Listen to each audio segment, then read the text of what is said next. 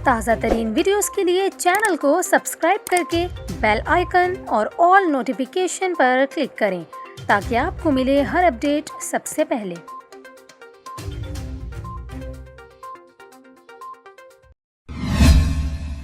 और अभी आपको अहम खबर से आगाह करें, कराची वालों के लिए महंगाई का नया तूफान आ गया।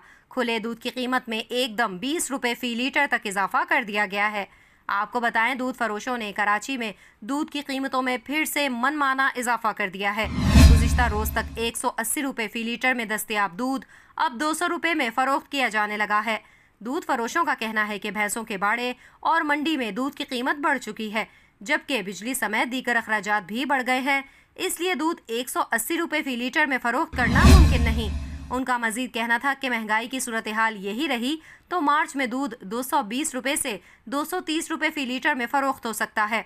दूध समेत दीगर बुनियादी अशिया की सरकारी निर्खों पर फरोख्त यकीनी बनाना मकामी इंतजामिया की जिम्मेदारी है, लेकिन कमिश्नर कराची दूध की कीमतें कंट्रोल करने में नाकाम हैं।